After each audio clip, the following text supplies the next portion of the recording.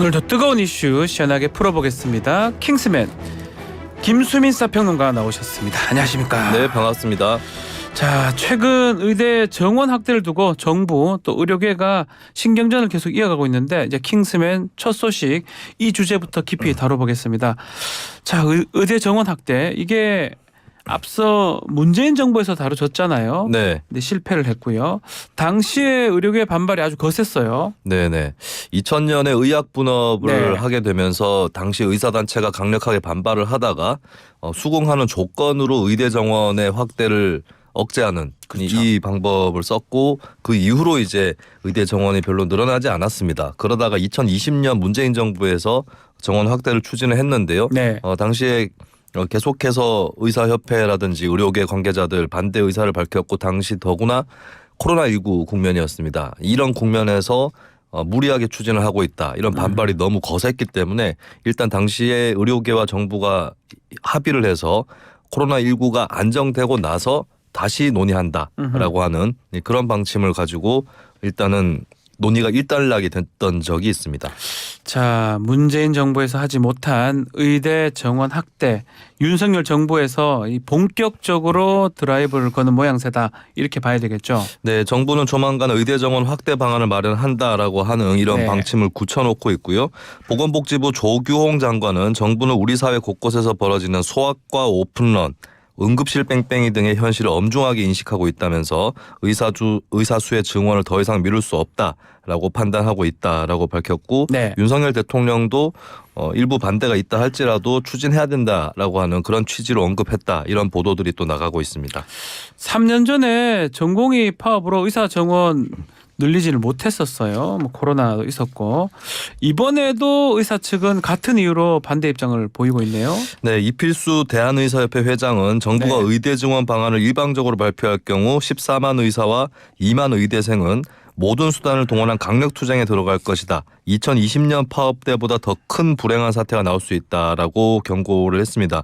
의사단체 쪽에서는 현재 문제는 인력의 부족이 아니라 인력의 쏠림 현상이다라고 보고 있고 또 나아가서는 현재 인구 수가 감축되는 그런 추세이기 때문에 나중에는 과잉 공급이 된다 이런 논리를 펴고 있습니다.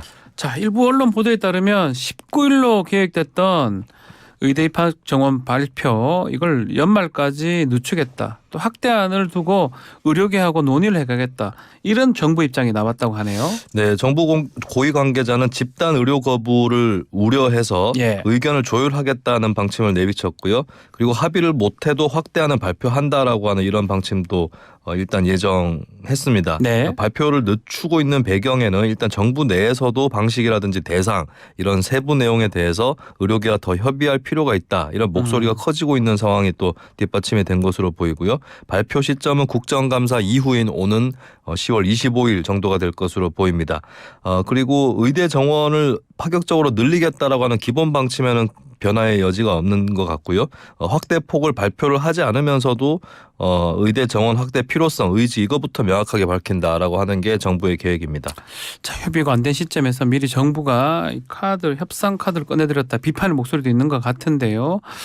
자, 국회도 좀 적극적인 모습인 것 같아요. 지난 정부 때하고 달리 여야 모두가 의대 정원 확대 발표를 반기는 모습인데 정쟁이 아닌 모처럼 정책 논의에 나섰다 이렇게 볼 수 있을 것 같아요. 네, 민주당은 문재인 정부 시절에 관련 정책을 추진한 적이 있기 때문에 네. 기본적으로는 환영한다라고 하는 그런 방침을 내비치고 있습니다. 그리고 국민의힘에서도 윤재옥 원내대표를 필두로 정원 확대가 문제 해결의 대전제라는 것은 너무나 분명하다라고 하는 뭐 여러 가지 강론에서는 더 논의해볼 여지가 있겠지만 정원 확대 자체는 피할 수 없는 것이다라고 하는 데에 여야가 의견이 일치하고 있기 때문에 네. 빠른 의견 접근이라든지 원활한 논의 이런 것들이 다른 사안에 비해서 잘 이루어질 것으로 그렇게 전망을 하는 그런 관측들이 나오고 있습니다. 다만 뭐 의대 정원 확대 방법에 대해서는 좀 다른 것 같아요. 자, 동상이몽이라고 표현을 하던데요. 겉으로는 환영하지만 속내 다르다. 뭐 이렇게 봐야 됩니까? 네, 민주당의 김성주 정책위 수석 부의장은 공공의대인 국립보건의료전문대학원 설치 그리고 지역에서 의사들이 근무하게끔 하는 지역의사제 이런 것들을 함께 이뤄야 한다라고 강조를 하고 있습니다. 또 전남 지역 국회의원들은 전남 지역에는 이 의대병원, 공공의대병원이 없다라고 네. 하는 이것을 좀 강조를 하면서 신설을 또 촉구를 하기도 했고요. 그래서 다른 안건들과 좀 같이 엮여서 논의가 돼야 된다 이런 입장이 더 강하고 여당 같은 경우는 다른 안건들도 논의해 볼 수 있겠지만 일단 증원부터 하는 것이 급하다. 어느 정도의 차이는 나타나고 있습니다. 자, 그렇다면 왜 전 정부부터 지금 정부까지 이렇게 나서서 의대 정원을 확대하려고 하는지 이 부분도 알아봐야 될 것 같은데요. 자, 정부하고 국회가 의대 정원 확대를 이렇게 추진하는 이유가 의료 붕괴 현상 때문이라고 하는데 현재 우리나라 의료 붕괴 현상 얼마나 심각하죠? 네, 의료 붕괴 현상 뭐 질적으로 예. 깊이 살펴볼 수도 있겠지만 의사 수부터 수만 따져봐도 네, 비교를 해볼 수가 있겠습니다. 한국의 인구 1000명당 의사 수가 2.6명이거든요. 아하. OECD 평균이 3.7명입니다. 부족하네요. 많이 부족하고 이제 멕시코보다 조금 더 많은 수준인데 근데 이 의사 수에 한의사 수도 포함이 되어 있습니다. 네. 한의사 빼고 나면 멕시코보다도 더 적다라고 하는 그런 지적도 나오고 있고 그리고 의대 정원 규모로 따져봐도 인구 10만 명당 우리나라 7.26명인데 OECD 평균이 13.5명입니다. 거의 네. 절반에 가까운 수준. 굉장히 수적으로만 봐도 상당히 적은 그런 의사 수와 의대 정원이다. 라고 하는 게 이제 수치로 드러나 있습니다. 자, 응급실 뺑뺑이 소아과 오픈런 현상 전국 곳곳에 일어나고 있습니다. 이런 의료 붕괴 현상의 원인은 뭐라고 봐야 됩니까? 일단 단순 수치로 보더라도 네. 인구당 의사 수가 적다라고 부족한 하는 거. 현실이 있거니와 필수 의료 과목이라고 할 수 있는 소아청소년과 또 외과 예. 또 응급실 인력 이쪽으로 이제 기피 현상이 일어나고 있어서 한쪽으로 의료계도 쏠리고 있다라고 하는 이 불균형이 분명히 깔려 있는 부분이 있고요.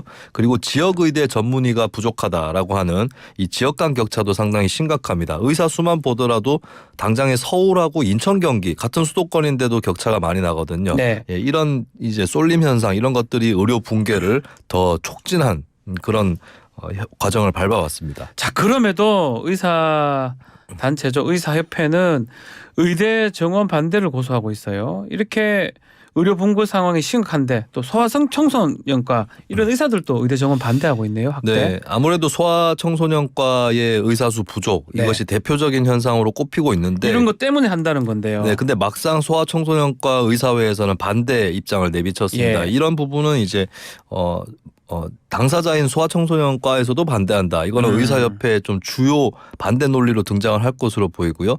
임현택 대한소아청소년과 의사회 회장이 밝힌 바로는 일단은 이제 의료 현장 전문가들이 의사들과 상의 없이 정원을 확대했다라고 하는데 보건복지부 책임을 촉구를 하면서 조기용 장관의 사퇴까지도 요구를 했습니다. 그리고 필수 의료를 살리는 근본적 대책이 아니라 필수 의료를 해서는 보람도 미래도 없이 위험만 남아있다는 메시지만 줬다라고 의사 증원에 대한 정부의 입장을 비판을 했고요. 네. 그리고 소아 진료 인프라가 붕괴하고 있다. 정책 수가의 문제라든지 이런 것들을 같이 거론을 하면서 일단 정부의 증원 중심 입장에 대해서 강력하게 비판을 했습니다. 자, 온라인을 보면 변호사, 약사 등 다른 전문직 종사자들 이 이슈에 대해서 의견을 내고 나섰습니다. 자, 의사들에게 인력 증원이 오히려 이득이다 이렇게 하면서 네. 회유의 글도 있다면서요. 네, 각 직종에 몸담고 있는 것으로 네. 보이는 네티즌들이 다양한 글을 쓰고 있는데요. 한 변호사가 익명 커뮤니티 게시판인 블라인드에 쓴 글을 보면 변호사는 배출 정원 1000명에서 1700명으로 증원한 지 12년이 됐다라고 그렇죠. 했는데 이제 상위권 대기업 사무직과 별 차이 안 날 만큼 먹고 살기 팍팍해졌다. 그리고 법률 서비스 퀄리티 차이도 크게 나지 않는다. 좀 부정적인 입장을 올린 이런 변호사도 있었고요. 네. 그리고 한 약사는 이제 약사도 1200명에서 2000명으로 증원이 됐는데 결국에 심야약국 증가, 일반 약 가격 상승 억제 등 이득이 소비자에게 돌아갔다. 소비자들한테는 유리할 수 있다. 뭐 이런 글을 쓰기도 했고요. 그리고 의대 증원에 대해서는 마찬가지로 결국 비급여 항목 가격이 인하가 되고 친절도가 상승하고 지방 접근성이 향상될 것이다. 이득이 더 클 것이다. 뭐 이런 전망도 나왔습니다. 알겠습니다. 자, 다음 소식. 어제 있었던 이재명 더불어민주당 대표 재판 소식입니다. 자, 건강 악화로 당무 복귀는 미뤄졌지만 대장동, 위례, 성남 FC 의혹 사건 재판에서는 참석을 했습니다. 이게 두 번째 출석이다 이렇게 봐야 됩니까? 네, 이재명 대표는 어제 서울중앙지법 형사합의 33부 심리로 열린 2차 공판 기일에 출석을 했는데요. 네.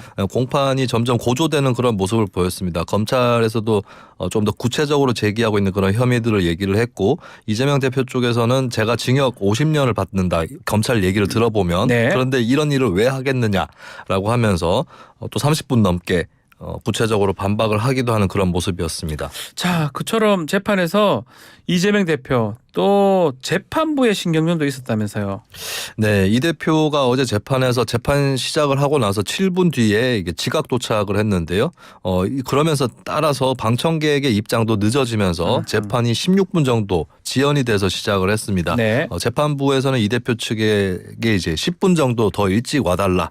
라고 직접 얘기를 하는 그런 장면도 있었습니다. 자, 이재명 대표 단식을 중단한 지 오늘로 이제 벌써 26일째가 되는데 당무에 복귀하는 건 좀 늦어지는 것 같거든요. 네. 이유가 뭐죠? 여러 가지 이유가 있을 수 있는데 첫 번째는 뭐 이번에 보궐선거가 치러지는 데 있어서도 네. 이재명 대표가 한 번만 유세를 갈 정도로 좀 건강상의 회복 이런 것들이 또 첫 번째 조건으로 있는 것으로 보이고요.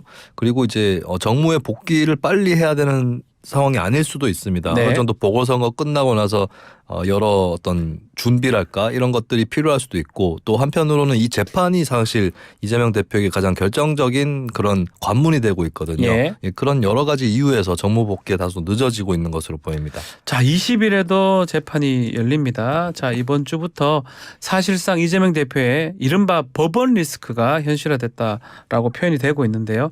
앞으로 예정된 재판 일정 좀 짚어주십시오. 네, 오는 20일에 대장동 및 성남FC 3차 공판이 네. 이뤄집니다. 그리고 27일에는 대선 공직선거법 위반 허위사실 공표 혐의로 받고 있는 이 사건이 12차 공판이 진행이 되고요. 앞으로 대장동 사건은 주 2회 재판 그리고 공직선거법 사건은 격주 1회 재판이 이루어지게 되는데 네. 그 밖에도 뭐 성남FC 사건, 백현동 사건 또 위증교사 혐의 총 4개 사건이 기소가 돼 있고 또 향후에도 쌍방울 불법 대북 송금 이 문제가 추가 기소될 가능성이 높기 때문에 주 3일 정도 아하. 법정에 이 대표 계속 출석을 해야 되는 그런 상황이 펼쳐지고 있습니다. 자, 이렇게 되면 국회보다 법원 출석이 더 많아질 것 같은데 당무에 차질을 빚을 우려도 이 목소리가 나오고 있는 상황입니다. 자, 이 법원 리스크에 대해서 당내 우려 목소리가 지금 나오고 있는 거 아닙니까? 네, 조홍천 의원의 경우는 네. 공직선거법 위반 혐의까지 합쳐서 이 대표가 일주일에 사나흘 재판을 받으러 다녀야 될 텐데 당무에 집중할 수 있겠느냐. 라고 문제를 제기를 했고요. 그리고 수도권을 지역구로 둔 한 재선 의원이 언론에 밝히기로는 구속 여부뿐 아니라 재판 때문에라도 당대표직 수행이 어렵다는 우려가 있었다라고 하면서 예고된 일이 현실화됐기 때문에 지켜봐야 되겠다라는 입장을 냈습니다. 그리고 이재명 대표도 일단 이제 언론 사이에서 재판 출석이 잦아질 텐데 당무에 지장이 없는가라는 질문이 나오기도 했는데요. 예. 여기에 대해서는 이제 아직은 침묵하고 있는 상황입니다. 자, 다음은 이스라엘과 팔레스타인 무장단체 하마스의 이 전쟁 분쟁 소식입니다. 자, 어제 바이든 대통령 이스라엘 지금 방문한다고 하고 지금 요르단 쪽으로 지금 출발했다라고 네. 합니다. 자, 근데 방문 하루 앞두고 이스라엘이 가자 지구 병원을 공습을 했습니다. 사상자가 꽤 많이 나오고 있어요. 네, 일단 이스라엘에서 병원 공습을 했다라고 알려지면서 최소 500명이 최소 500입니다. 가자 지구의 병원에서 사망을 했다라고 하는 그런 소식이 전해지고 있습니다. 이 문제가 이제 어느 정도의 파장을 낳을 것이냐라고 했을 때 일단 요르단 쪽에서 그 정상회담이 예견이 돼 있는데 네. 일단 이제 팔레스타인 자치정부의 아바스 수반 은 이번에 이제 이스라엘 이번 공습을 두고 병원 대학살이다라고 네. 간주를 하고 사흘의 애도 기간을 선포를 했는데 바이든 대통령과의 회동 또 취소를 했어요. 예, 그리고 이제 요르단의 아이만 사파디 외무장관 역시도 정상회담을 취소한다. 요르단도 바이든과 회담을 취소를 했네요. 그렇습니다. 이 예. 사자 정상회담 그러니까 미국, 이집트, 팔레스타인, 요르단 이렇게 정상회담이 계획이 돼 있었는데 네. 일부 관련자가 여기에서 이제 좀 이번 사태를 계기로 해서 정상회담을 취소하는 그런 모습을 보이고 있습니다. 네, 요르단이 아닌 이스라엘로 지금 출발한 상황이라고 하고요. 자, 이스라엘로 이렇게 이 바이든 대통령이 방문을 하는데도 이 공세가 계속 이어진다. 이 바이든 대통령의 역할론이 좀 삐걱거리는 상황이다. 이렇게 봐야 될 것 같은데요.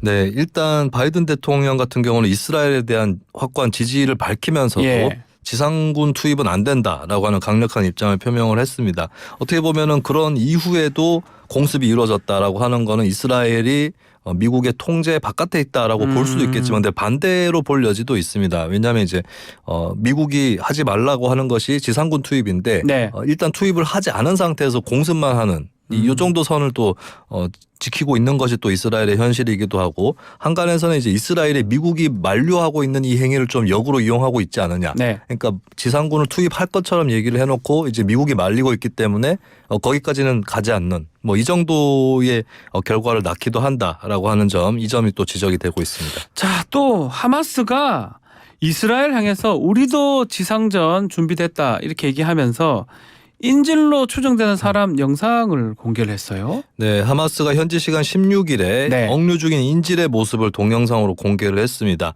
동영상에 등장한 사람은 이제 21살 프랑스 이스라엘계 여성 미아 시엠이었는데요. 팔에 네. 부상을 입은 모습이었고 하마스가 가자 지구에 억류 중인 인질을 공개하는 것은 이번이 처음인데 예. 심리전의 일환이 아니겠는가라고 하는 그런 분석이 나오고 있습니다. 자, 그렇다면 이스라엘 하마스 시간이 지날수록 이 협상 가능성은 낮아진다고 봐야 되지 않을까요? 네. 근데 하마스의 인질 모습의 그 영상 공개 같은 경우 이제 네. 협상 테이블에 나올지 모른다는 관측도 한편으로는 불러 일으켰는데요. 일단 협상 가능성이 전혀 없다라고 볼 수는 없는 것이 좀 요구 사항들이 양쪽 간에 오고 가는 그런 측면도 한편으로는 있습니다. 그러니까 하마스는 이제 인질을 풀어주는 조건으로 이스라엘 감옥에 갇혀 있는 팔레스타인 6천 명을 석방하라 요구 사항이 있었기 때문에 네. 이 협상 가능성을 이제 전면적으로 걷어차는 이런 가능성이 또 없을 수도 있겠고요. 일단은 이제 그 전에 분위기가 고조되고 있는 건 사실입니다. 또 이스라엘과의 지상전 가능성에 대해서 하마스 측에서 두렵지 않다, 우린 준비됐다라고 얘기를 하고 있는데 이것이 극적으로 반전이 될지 아니면 실제 양쪽에서 벼르고 있는 것처럼 그대로 확전이 될지 이 기로에 서 있다라고 볼 수 있겠습니다. 예, 알겠습니다. 자, 오늘도 빠질 수 없는 청취율 조사 기간을 맞아 커피 쿠폰 이벤트를 준비를 했는데요. 샵 0945로 퀴즈 정답 보내주시면 추첨을 통해서 커피 기프티콘을 보내드리겠습니다. 자, 오늘 퀴즈 김수인 평론가 준비하셨습니까? 네. 아침 시사 프로그램의 최강자가 되고 싶은 YTN 라디오 뉴스킹 박지훈입니다. 예. 근데 박지훈입니다는 뉴스킹은 몇 시에 방송이 될까요? 몇 시에? 네. 두 항목을 불러드리겠습니다. 굉장히 어렵습니다. 예. 1번 오전 7시 15분. 예. 2번 역시 여러분. 역시 여러분. 네. 청취율 조사 오면 전화 오면 뉴스킹 박준입니다. 답변해 주실 거죠? 역시 여러분. 네, 역시죠. 역시. 네, 굉장히 어려운 예. 킬러 문항입니다. 정답이 두 개 같은데요. 네. 힌트는 어떻게 됩니까? 지금 시간이 7시 30분 네. 정도 됐네요. 네, 시작한 지 한 15분 정도 된 것 같습니다. 그렇군요. 네, 알겠습니다.